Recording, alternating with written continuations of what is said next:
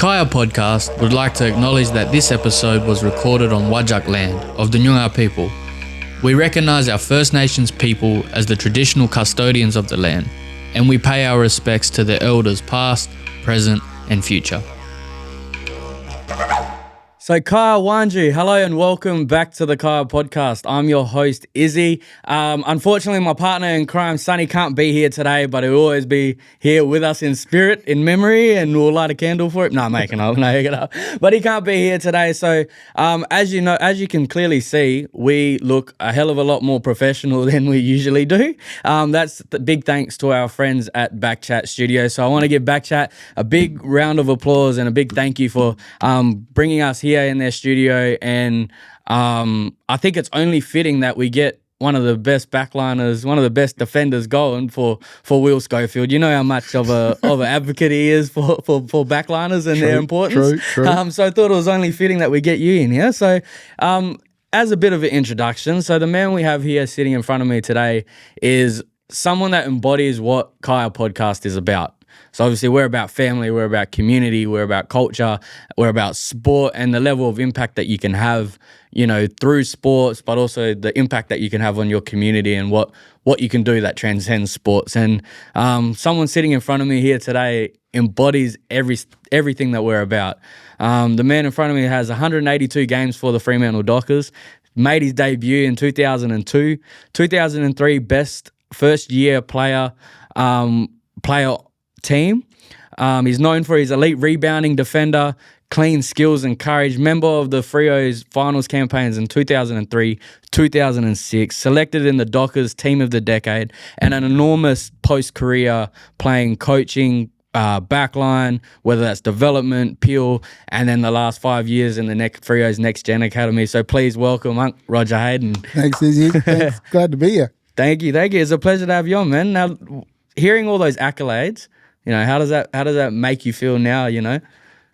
Sitting back and thinking about it, it's been pretty good journey, and really fortunate to spend my footballing journey with Fremantle here at home, with close to family and friends. So, and still going. So loving the NGA at the moment and community engagement at Freo, and got a few things on at the moment, but loving it. So a lot of those accolades that we read out, whether that's, you know, being one of the best first year players when you made your debut, and actually, you know, going from, you know, you were someone who I think naturally was a midfielder, went into defence, and you know, you've kind of had a career that not many can really pursue you, because obviously everyone knows to have a big career in the AFL is quite difficult to do, isn't it? Yeah, like I got picked up at the end of the 2000 season as a rookie, so second round rookie draft, and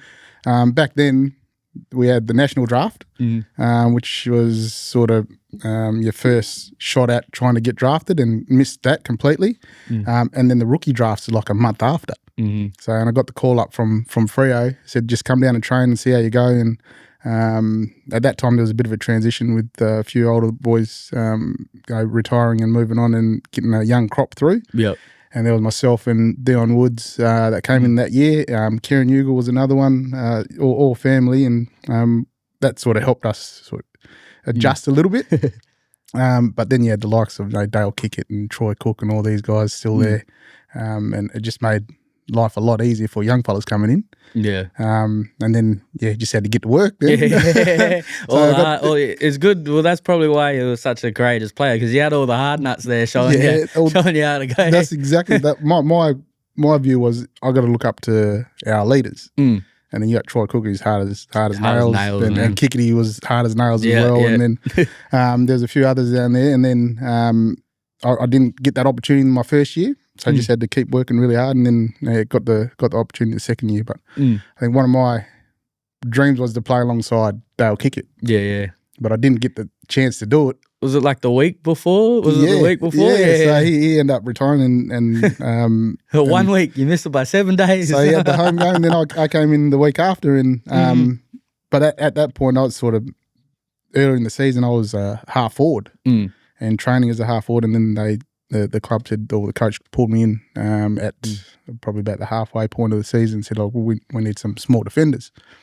And I just said, I don't care, I'll play anywhere as long as I get a game. Or if I get a chance to get a game, I'm easy. And then, I think I asked the question whether I could play the game, kick his last game, but it was resounding no. And then the week after, I got picked to play my first game in Canberra, of all places. Yeah. So, what a city to make your debut in, eh? The noisy Canberra.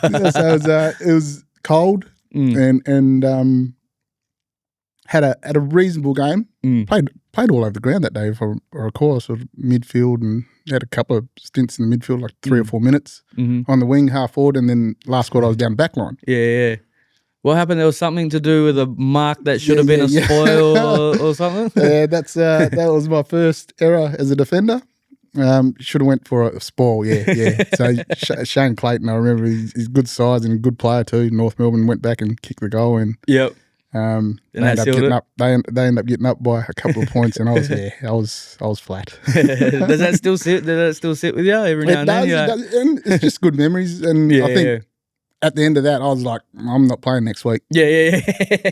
And then halfway through the week, Chris comes in and had a chat with him. He goes, "You're just going to be a small defender all game." And play on Phil. Yeah, that's what I was going to say. You must have did well, because then in your second game is a derby and you play on Phil Matera. Yeah. And that was yeah, you're laughing at the back, because that's something daunting to do. Phil let me play well on him that day. Yeah.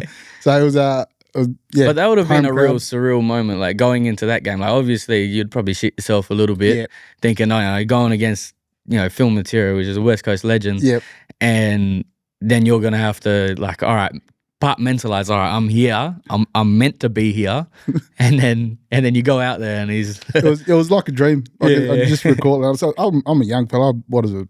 Probably 78, 79 kilos.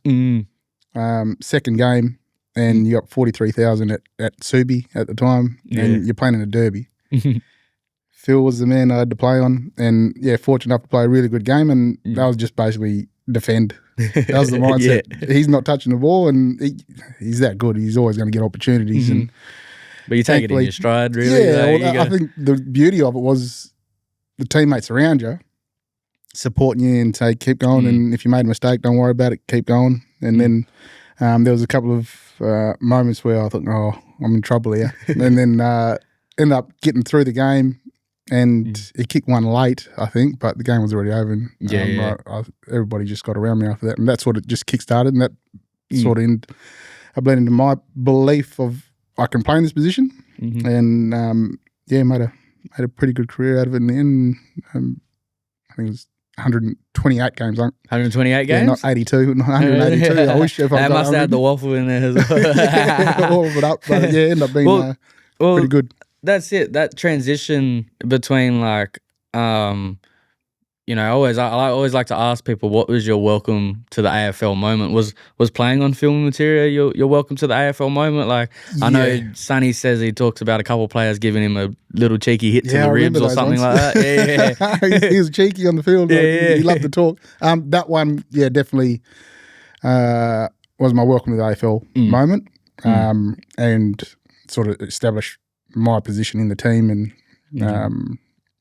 just needed to continue to work really hard to keep that position, because there was always boys fighting for spots, and that's what you want. What you want as a team. But I was fortunate enough to do that for 11 years. So this is a bit off script, but what was playing with Sonny? What's that like? Because I know off the field Sonny. I can only imagine clubroom Sonny. So from someone who's got the know him as a player. And then obviously when you're stepping into that coaching role, what's he like as a player around the club, and how's he progressed? He's a leader. He's an absolute leader. And then I just remember when he first got drafted to the club. I remember seeing him at, I think it might have been a Sunday League grand final. Yeah. Him and Chrissy Aaron it was at Gosnell's Oval. Yeah. And he was a young fella, baby face, and walking around. I said hello to him, and that's the first time I think I met him. And then after that, I think about a month later, he got drafted to the club. Yeah. And I was like, and you could see the cheeky look on his face, everybody knows his story of the resilience and what he needed to go through to be in the position he is now. He's sort of at a crossroads at one point there, and then for him to work through that and establish himself and become the player that he is, and person and father, and everything that he's done is a credit to himself. So Definitely. He's worked really hard to where he's got to. And everybody respects him for that, and he's always very down to earth and easy to talk to, and he's always laughing, and I think it's just who he is. That's what makes people gravitate to him. So he's a good community person as well. That's the thing about it. That's why he's not here today doing stuff for the community. Like, he's out at schools. Yeah, I know, epoxy bloke. No, but not many people know this. But when we talk about all those accolades and the stuff that, you got to do, you got to play footy at Madison Square Garden, didn't you? Didn't you? Did you know this? See, Madison Square Garden? Does Madison Square Garden ring a bell to you? Yes, it does. Yes, it does. It's not the Madison Square Garden in New York. not the one, not New York, not the one you used to no, that's where I honed my footy skills. Yeah. All the brother boys out in the park. So there was a little park just at the back of our house. And when footy season was on, during the week after school, we'd have 10 to 15, sometimes 20 boys running around.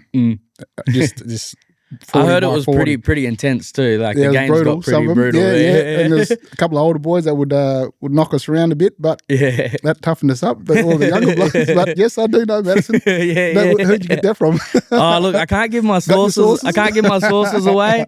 I'm not going to throw Auntie Tammy Hayden under the bus at all. Over in Thornley, I'm not going to give my sources away or say it was Auntie Tammy. That's where it all started.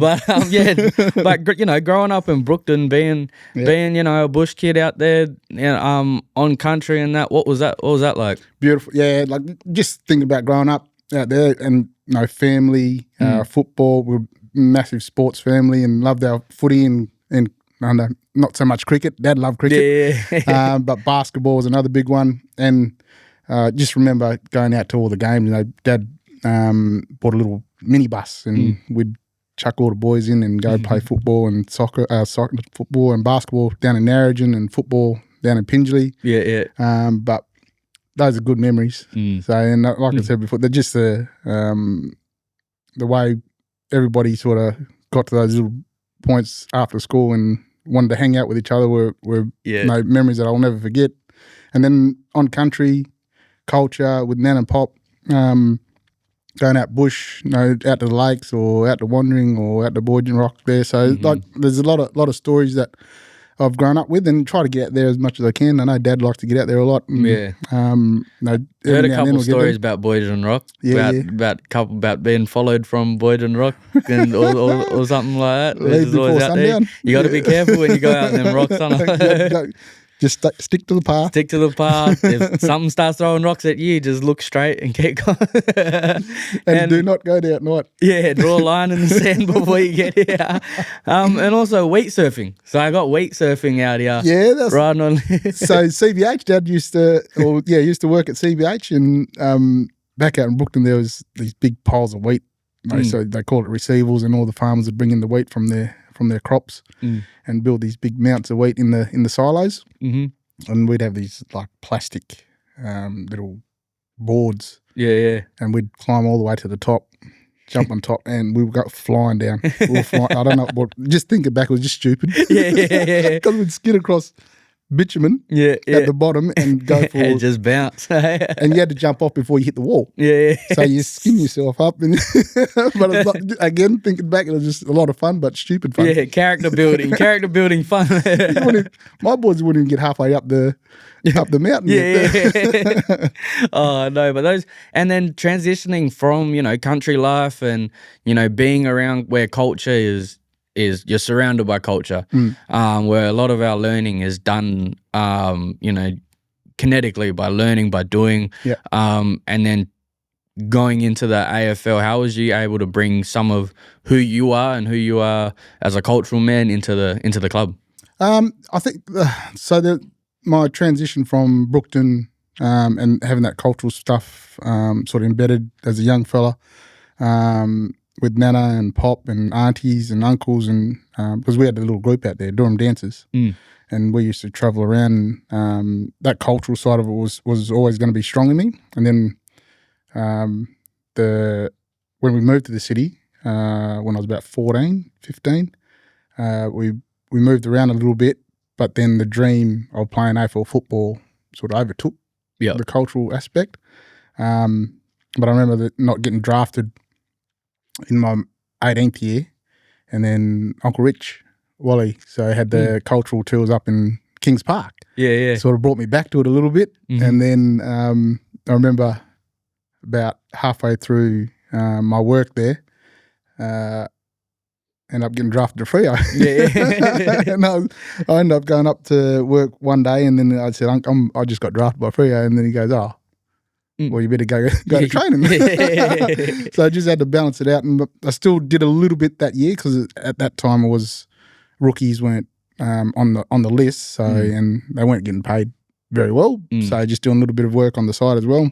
And then like my second, third year started to establish myself and started sort of full-time concentration on footy, and went away from cultural stuff for a little bit. But we did share a lot of things in terms of what the club did for Aboriginal people. You know, that inception of having like Dale Kickett, Troy Cook, had like 6 or 7 Indigenous boys at the club from our first year, and then that sort of flowed on to now. There's always been someone there, and then just trying to find my way. I reckon at the back end of my career started to get back into it, and especially with me retiring, did my coaching accreditation. I was fortunate enough to start the club with the development program, and then a few years later sort of went through a dual role with development and Indigenous player development manager, and that's when the culture started to come back even more so. And then having Uncle Rich there on the side, and then a lot of family just sort of bringing that back, and then we created the jumper for Indigenous round, and then that tradition's flowed on to Wizards one a couple of weeks ago, and and then the name change, and then just, like it's just been a really beautiful journey for myself, and then reconnecting, and all through me doing that, my boys are learning a fair bit too. So definitely. It's been awesome for me over the last couple of years, especially, and then last week was fantastic, and all that again, connecting with past players, and as you know, we got Noongar country, but all the boys are from Yambiji country up north, Darwin. We've got boys from all over the place, and they're all different cultures, and we just want to celebrate and help people understand that we're Indigenous, we're Aboriginal, Torres Strait Islander people, but we're all different countries, so understand those differences is going to make us better as a club. And then celebrate that as well. Like, a lot of people talk about reconciliation and how do we get reconciliation, and it's through those things. It's through educating, it's through asking those questions, and by celebrating those differences as well. Hey? Absolutely. I think for us,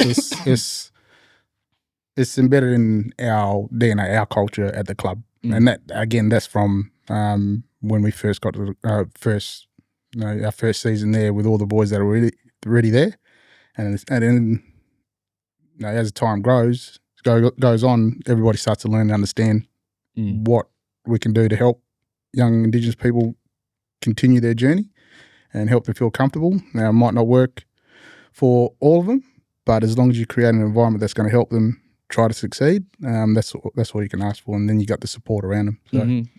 So, and that's it about Fremantle. So Fremantle have a rich history of not only playing their Indigenous players, but also having going that extra step for that cultural inclusion. And it's something that, growing up, I'm a West Coast supporter, but it was always so I'm telling the truth when I say it's evident in Freo how, they support their Indigenous players, both who are playing or not playing, developing or coaching as well, that you guys go that extra step and that extra mile. Yeah, I mean, we try. And again, that's like I got myself and then Shay White now. So he's the Indigenous Player Development Manager at the club, and he's been fantastic since he's come in. So young guy who's got connections through Yamiji country and Wongai country and Noongar country, and his understanding of culture has been fantastic for a young person, and his support around helping the boys out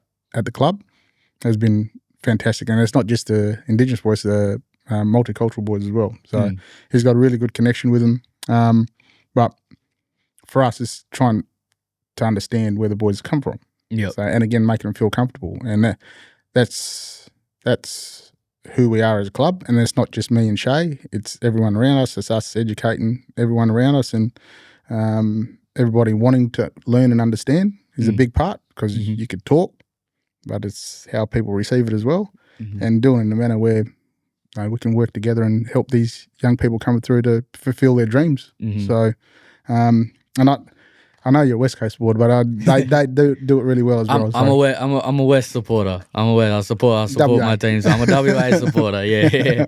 Especially the last 2 years. Anyway, but the story behind the Wally Up, the name change and the logo, as well, as something that I found out myself through the club. Yep. Was that Dreamtime story? Would you care to share that? Yeah, it came up. So I heard the stories from Nan.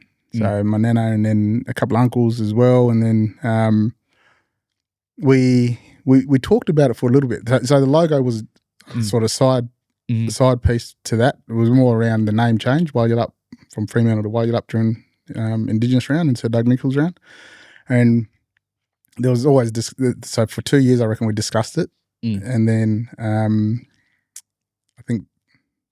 So it was Noongar planned already. It was already Noongar planned. It was in discussion, and then Melbourne ended up doing Nam, and I think that's just sort of kick-started a lot more conversations. And then the year after we were Waggle Up, and then once we decided on that, it was okay. So yeah, Waggle Up, and then the creation stories around the Fremantle area, and there's a few.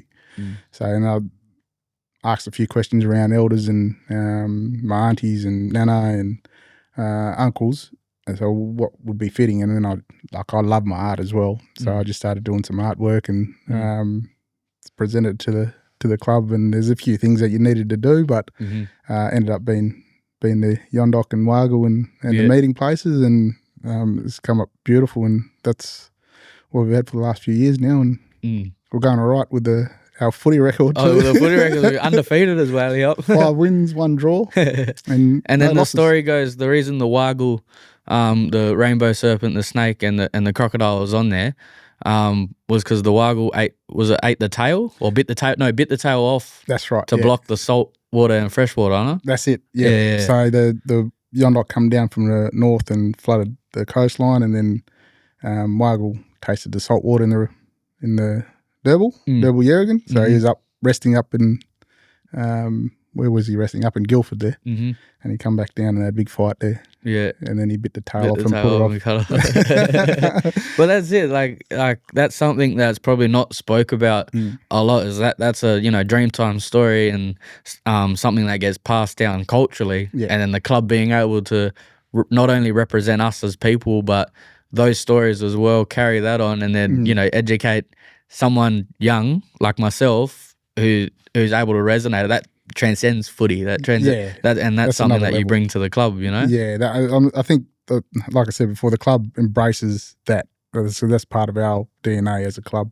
And then if you're saying that's one Dreamtime story. When we went to the reconciliation breakfast last week, and they had I think 4 stories all around the same area, because we were at Waggle Up there on the river, and they brought up these stories, and I was like, well, there's one of them, and then the other ones I don't think any of the club members would have heard of. Yeah. So just to see that, then well, that's brilliant for us, because we've got the table full, and for them to see that and understand, and then listen to all the stories, it's good for us. So sit there doing dot points, like, gotta remember this, gotta remember.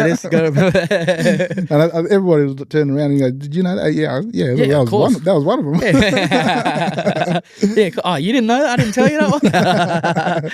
Oh no, that's wicked. And you touched on it a little bit there about the passing down of those stories and of those traditions. So what was it like, passing down the number 43 to Isaiah Dudley? That must be he's doing that number pretty proudly. He's going really well, really well.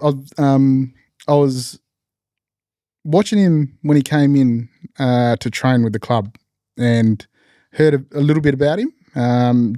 He's just a natural footballer, and he reminded me of Willie Rioli, to be honest. And you see his movements and the way he knew where to get to, got his hand on the ball clean, good decision maker and goal sense. And you can see that on the big stage as well.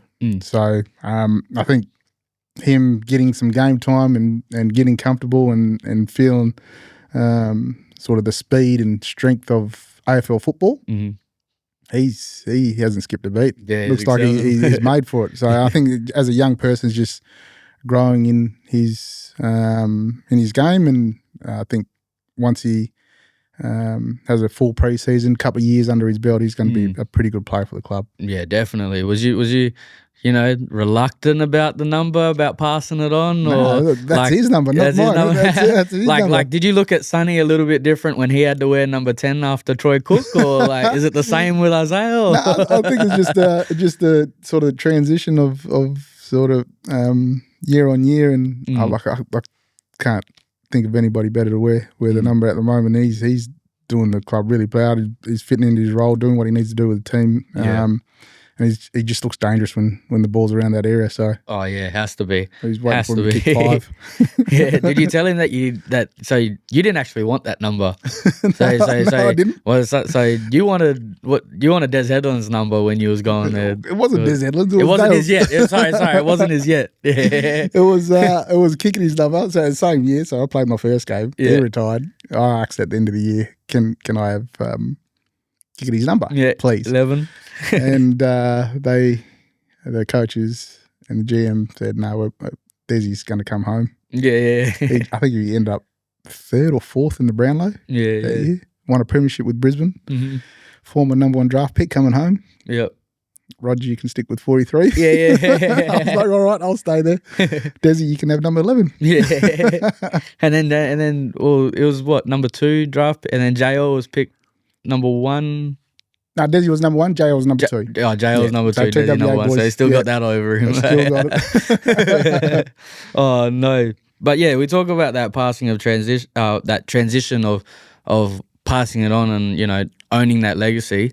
When it comes to the 2013 of designing the jersey with Pop Richard, how did that come around, the Indigenous jersey? Because a lot of people think the design of the Sir Doug Nicholls round First Nations jersey is just, just a piece of artwork to go out there and show. But, us Aboriginal mob know that it speaks a lot bigger volumes than just a nice jersey to wear once a year. I think the thought process came around South Fremantle and Claremont in the Waffle doing NAIDOC round jumpers, and Uncle Rich and I decided to draw up a jumper for Freo, and the story behind it was around the water in Fremantle and Waggle and the water markings down the bottom, and there was specific elements to it that meant, like in football terms,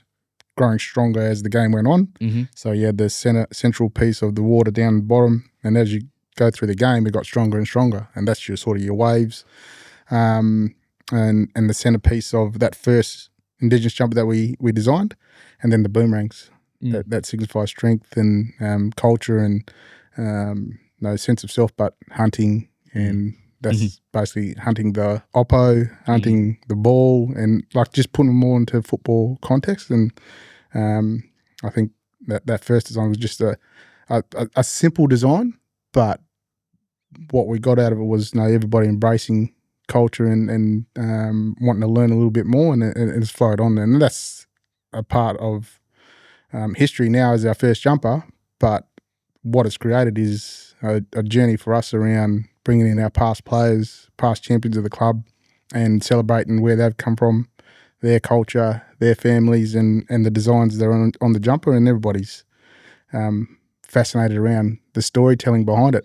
So it's not just a design or a print on a jumper. It's meaning and it tells something about that person, an individual. Yeah. Did you have a favorite Indigenous jersey? Like I know it's probably easy to say the first one. It's probably easier to say the last one. But for the Wiz, I can't. Do you have a I favorite? can't have a favorite. I can't have a You can't favorite. have a Like favorite? like they've all come in, and even so Michaela has designed one, Yep. Jersey designed one, Groves, Cookie, Kickity. yeah, Michaela did the one with the feathers. So that was Sonny with the feathers. Sonny did the feathers. Yeah, that's right. That's so right. Sonny did the feathers. Jono did last year's one with his cousin. Dan McHenry, so shout out to Dan. He'll probably watch it. And then Jeff's one this year. I can't. You can't choose a favorite. You can't knock them all. I'll get Well, I get on. They all my favorite. Well, all right. Well, what was your favorite jersey to wear? Non-Indigenous round jersey. Because my favorite Docker jersey, and again coming from an Eagles supporter, was your guys' Clash one, the all white with the purple anchor on it. Yeah. I like that one. I think that was around 2004. Yeah. That was my favorite. At Suvi, I was saying that all the time. That's a nice one. I'd like the I think 2004 again. There was like a red and green anchor. And then white, and then they had the pinstripes. Oh yeah, down the one each side. Yeah, I like those ones, and I think we wore it a couple of years ago in the retro round or something. Yeah, they come up good too. I like that one. They go out good. The stealth ones look pretty. They just came out last week, I think, you got the stealth hat on. Yeah. I went and bought it this morning. Yeah, they look. You got to buy it. Don't you work for the club still? Yeah, you get a discount. Yeah, you got a discount. No, but those sort of things, trying to choose your favorite jersey and stuff like that, they're things you argue over. And then if you see a retro one, out there, you kind of you spot it from a mile away. Yeah, see, I reckon over the last 5 years, there's been a lot of change in the industry where clubs have different jerseys for particular rounds and celebrating different things in society. And there's a lot of jumpers going around. A lot of, but the stealth one sticks out. Yep. And then the Indigenous jumpers, but yeah, I got 4 boys, so I got to buy more jumpers too. So pockets empty. So that's a lot of discount. That's a lot of discount for the jumpers. Discount. But again, you're one of 7. Like we said, Fremantle's inclusion of Indigenous players and recognition them of not just Indigenous players but players as well, as people and what they bring to the game. You're one of the 7 of the 2003 where it was yourself, Troy Cook, Jeff Farmer, Anthony Grover, Des Headland, Stephen Coops, and Dion Woods. All out there standing together. I want to take you back to the build-up for that game. And just what was that like? Did it feel like any other game, or was there something a little bit special around being able to be out there with so many brother boys? There was definitely, a lead up where people started to recognise and notice what was going on. And there was a few media opportunities and a few photos of us boys at training or getting ready for the game. And I think if I can recall right, we went up to Kings Park as well and did another photo shoot. But that lead up to the game, it's sort of your business as usual. We try not to take too much out of it. But I think when we all stood out there at Subiac Oval side by side, and then that photo in particular, that's sort of a historical moment for the club. Having 7 players from Aboriginal Torres Strait Islander background playing the one team that was unheard of at the time. It's looking back at that and thinking about it, it's a special moment. Yeah, very special. And then for us to all go out there and do what we need to do, we all played really well that day against North Melbourne and had a really good win. And at the end of it, it was like, you don't realise it, but yeah, that was a special moment. And I think when the boys, especially you look at Desi's jumper and then the Wiz's on last week with the silhouette on the back, with us 7. That's saying something in itself as well. Yeah, it's at that moment. Something in history too. I mean, what, 20... How's my mouth? 22 Yeah. 22 years later, something Yeah, that's make still... me think then. yeah, make me think. Just yeah, but something that's 22 years later where we're still talking about it. I think there was only one other time, I think, well, there was 8, there was 7 we or had 8 players. 8, yeah. So I think there's Hills, 2 Hill brothers. Yeah. Right? Daniel, Pierce, Griff, Sonny, Piercy. Jono? Was Jono? Jono, was still kicking? Yep. Or Joel Hamling might Harley? have been. Was Harley? I don't think Harley was there at the time. But we did have 8. We did have 8. Yeah. So we beat the record. I think Gold Coast might have had 8 as well. So, yeah. Well, then, like you said, those are the moments you kind of have to pinch yourself after. Like, did that actually happen? Or so having a third of the team, or pretty much a third, and then of Indigenous players running around, it's special. And then you feel a lot more confident. As someone who's, you've had to deal with setbacks, pretty much throughout your career, but as your character is, you're persistent. Like I said at the start, you're courageous, you're persistent, incredibly hardworking. We talk about missing out on the draft and becoming a rookie draft, and you look at players like Tim Kelly, Aaron Sandilands, Dean Cox, Lockie Neal, Matt Prittis, all rookie drafted. Going into the rookie draft and things like that, how were you able to understand that, look, this is maybe the normal draft wasn't my time, and rookie draft is where I'm going to excel, and I'm meant to be here. How are you able to get through those sort of times? Definitely having that family support around you. So the year before, when I missed out on the national draft and rookie draft as an 18-year-old, after I think we won a premiership in '98 with East Fremantle Colts, and then the year after, went and tried out with East Fremantle seniors and didn't make it into the squad, and had to go back to Sunday League and play. And played down in Gosnells with my cousin Leon, and so he was an exceptional player, unbelievable player, and I looked up to him a fair bit as a youngster and my dad, and to go down there and play the year with him in Sunday League, which was a pretty tough comp back then. It was playing against some big boys, strong, quick, fast. We had a pretty good team, and for me to have that whole year playing league football, Sunday League, sort of helped me in a way to give the Waffle another shot, and went back down to South Freo and had a really good pre-season down there after playing the grand final with Gosnells, and then Kenwick beat us. So but it was, again, a good year. Did a full pre-season with South, and then had a really good year, first-year player at South Fremantle, and got drafted at the end of that year. Again, missed the national draft, like I said before, and got picked up a month later in the rookie draft. But that, to me, I was really happy to be there now and training, and you sort of want to train with a chip on your shoulder, saying, well, you're good enough. And for me, I didn't say anything. I just sort of went to your senior players and wanted to play on them a little bit. And tried to beat them basically on the field during training, and for me that was a starting point, and that's what I wanted to do. I was just test yourself. Instead of staying in your comfort zone, you want to continue to grow and develop and try to become the best player you can be. And that started at the top, so I was always looking at and watching the boys' games. So yeah, like I said before, Troy Cook and Peter Bell had come back and just won a premiership at North Melbourne, and he was the leader of the club.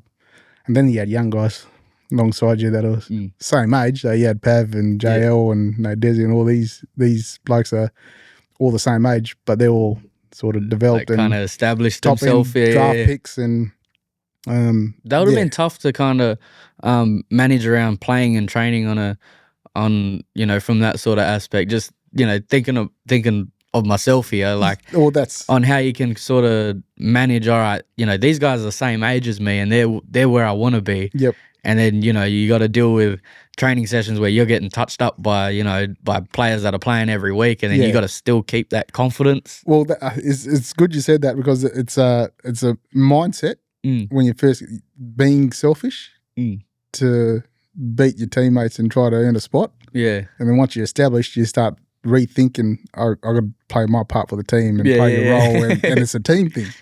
So, and it's a fine balance because all you want to do as a youngster when you come in is if you're not playing in the senior team, you want to go down there and so for right now it'd be Peel with the alignment. You want to go down there and play a really good game and get 30 or kick 5. Yeah. But if it's outside your role and what you're meant to be doing, then that makes it a little bit harder. So you just got to sort of manage that and your mindset and what you need to do, that if you get that opportunity, you can just slot straight in the team, and it's not about stats or anything like that. It's about what you need to do for the team. Yeah. At the start, you're not thinking like that. And for me, I was definitely not thinking like that. So all I want to do is just beat my opponents, beat my teammates out in the training track, and if the coaches see that, then give myself an opportunity. That's good for me. But and then maybe pivot from that midfield sort of role where you get to run up the ground and that to all right, let me be a defender now and really own my spot. That was the hardest thing, because I remember there was a couple of scratch matches we did pre-season the year after, and so that mindset I did well in my defensive spot. Yeah, and back pocket role. But then I started to attack a little bit more. Yeah, and then teammates started kicking goals on me. Reel it in now. Pull it back a bit. So just getting too confident here. But then I think that was a sort of transition. So Chris Connolly, fantastic, gave me the opportunity to play my first game as a coach. And then Mark Harvey came in as well. And then after that, there was a little bit more freedom as a defender to start to run and create, because that was one of my strengths, of decision-making skill, sort of creating from the back half to give us opportunities to score. So, and then halves, and I think there was Chris Scott at the time now. He was a defensive coach. Todd Curley was another one. Chris Warden. So some great names there that helped me sort of and guided me as a defender. But they were always thinking about that balance of, defend, attack. And I think it was just, figuring out who I was playing on week in, week out. And if they were dangerous small forwards, they will kick goals and just sort of tighten up a little bit and defend compared to others where you just give you a little bit more freedom to run and create. So, there's a little bit of balance there, but compared to your first, second, third year player to established and starting to play your role week in, week out is, a little bit different. Yeah, a little bit. But it's always good seeing that those sort of midfielders, transitioning into backline. Like, you got Uncle Louis Jetta that, would play up on the wing, and then when he went in the West Coast would have to be more of that half-back type. You see it with Tyrell Dua doing it now. Number 43 for West Coast. Yeah, might be something. Number 43 for West Coast. So it might be, I don't know if it's the number, but it might be something about blackfella midfields. Maybe down back. Stop trying to kick goals, you blokes. Like come and play backline. He's looking settled down there too. He is. He looks very good this year, Tyrell. I think he's just starting to find his feet and establish himself in the team. So he can play. Oh yeah, he can. He can. One of the best blokes going too. Great soul, great heart on him too. And transitioning into coaching, was that a no-brainer for you? Was that something that you always thought about doing while playing, or was it something that you were kind of just like you just dove head first into? Yeah, I think it was more around that, especially my last year playing. I played 3 games. I think it was 2011. I had the foot injury and stress fractures in my foot, and played the 3 games, and I think the Sydney game was my last one. And after that, I was like, I can't do this anymore. That year was sort of the transition in the coaching side of things, because I remember Todd Curley was the defensive coach at the time, and really helped me understand the game a little bit more from the sidelines, and basically as a coach. And sitting down and watching vision with him and going through individuals' tapes while I was injured made me think about what I wanted to do after football. And that's when I had my accreditation for level 1 at the time, and then level 2, and then at the end of that year, I was looking to do something along conservation land management. And then I think I had a couple of months off. And even going back to work with Dad crossed my mind. So I was just thinking about what I wanted to do. And then the position opened up as a development coach at the club. And I was absolutely get me in. And then the development role is basically looking after our young defenders at the club, and then helping them through both on and off field things that they need to work through, and really enjoyed it.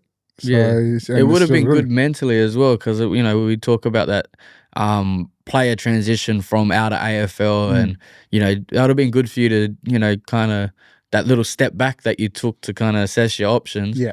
And then, getting back involved with footy in a different aspect, in a way you probably didn't think about too much or didn't have much aspiration to, and then actually seeing it and being like, what, this is something I really enjoyed doing and I can thrive at. So I think that would have been a good feeling, like getting back involved. It was an awesome feeling. So when I went in for the interview, I remember sitting down and they said, we'd love to have you, because you're fresh out of the game. You know what the boys are thinking, and you've got good relationships with everyone. And the thing that I was very scared of was the computers. And going through the games and coding, and it took me a while to get my head around it. But once I got the swing of it, it was fine. And then it's just making sure everything was prepared, and this is all new to me, so just took a little bit of time to get right. And that's different. The different lens as a coach compared to playing, where you just go there, you're watching, you're looking, and you're communicating with your teammates. And now you got to go through it, code, make sure everything's prepared for the week coming up, and assessing individuals' games, but then preparing for the next game as well. So got my head around it, started to get some consistency in it, and then it's taken me to where I am now. So can't complain. Can't complain at all. And then, like where you are now with establishing the NextG Academy, is that 5 years that's been running now? 5th year, yep. In its 5th year. How how's that going, and what can you speak on about the NextG? It's going really well. So I think we were fortunate enough from the AFL, they brought our concession picks back to pick one. So this year's draft, if any club picks any of our NGA talent, then we can come over the top and say, no, he's ours. Give him ours. Which is good. And there's a few boys that are in our state 18s at the moment that are in our NextG Academy, and playing a game on the weekend actually against, I think, Vic Country at Lathlane. Or Minerals Resource. Mineral Resources. Yeah. I still know it as Lathlane. So that exciting this year. We've currently got our 14s. We just had a training session last night with our 14s program. Next week's 14s and our 15s, 16s program. In between all that, got a trip up to Fitzroy Crossing. So Kimberley's one of our zones in the Claremont zone. And then the week after that is our game against state 15s, state schoolboys. It's good. Like, it's a midweek game, and like, it's good for us, and it gives the boys a chance to play against some quality. Basically each age group plays against West Coast, and there's been some fantastic games over the years. So and you can see all the talent coming through. So, but for us, it's always a balance. So talent, opportunities. I know we don't necessarily need the regional boys coming in to every single training session because of the travel. So we've had a few boys from Meriden and Coolin, Geraldton. So those boys don't need to travel 4 or 5 hours to come to training. Just if you want to play, we'll get you in and play the game. And it's just a balance with the Metro boys as well. So keeps me busy, but really enjoying it. Excuse me. But it also gives them a bit of an insight on AFL lifestyle as well, being able to travel, being able to play, being away from family, and also focusing on what you need to do. Yeah, like with the younger groups, is generally around education with football. Our 17s and 18s is basically preparing them for if they get drafted. So, and it's all around your preparation, your mental space, your mental skills, nutrition, everything that embodies trying to be an AFL and AFLW player now.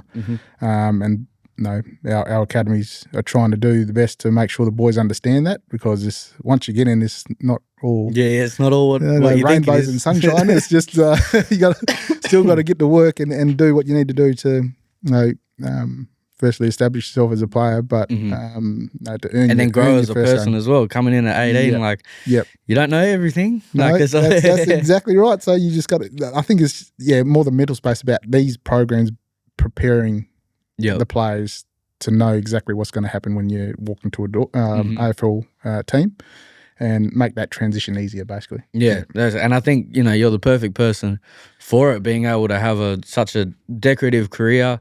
And not only coaching but playing as well, and dealing with some of the things that you've had to deal with, whether that's injuries, whether that's going back to waffle, or whether that's excelling and being at your best as well. Everyone talks about rock bottom, but then there was something I heard a couple of weeks ago about cliff top.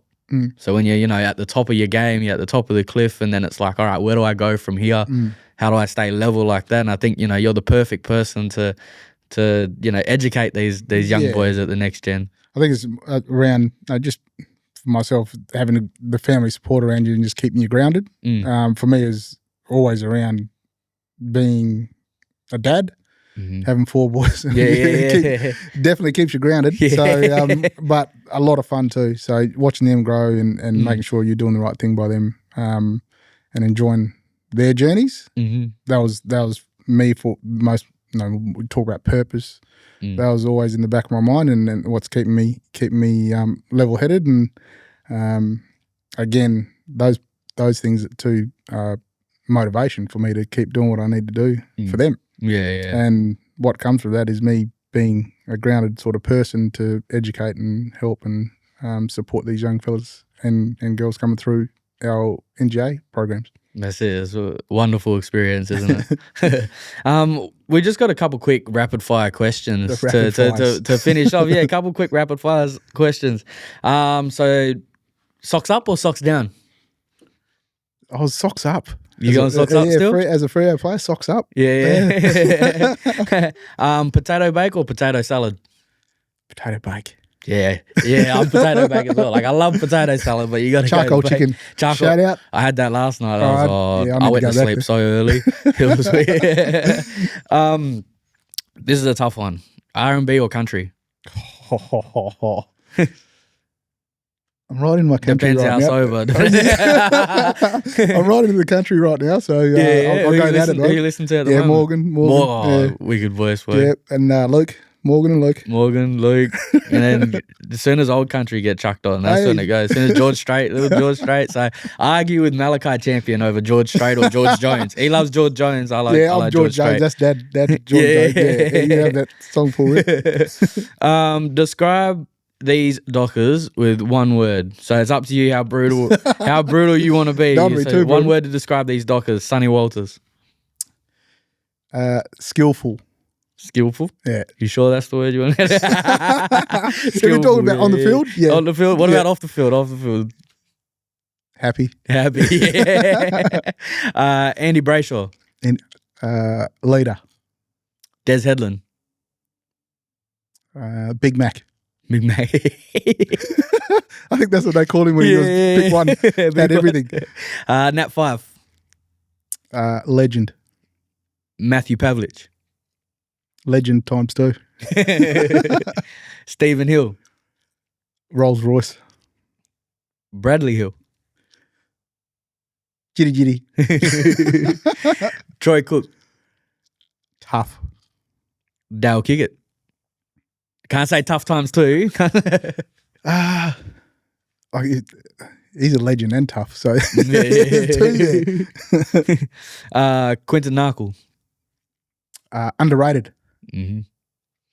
Michael Frederick. Speed. Shea Bolton. Class. Very well done. No, but at the end of every episode, I like to give my flowers to people. So not literal flowers, virtual flowers. I was like, where? I wish. I'm sorry.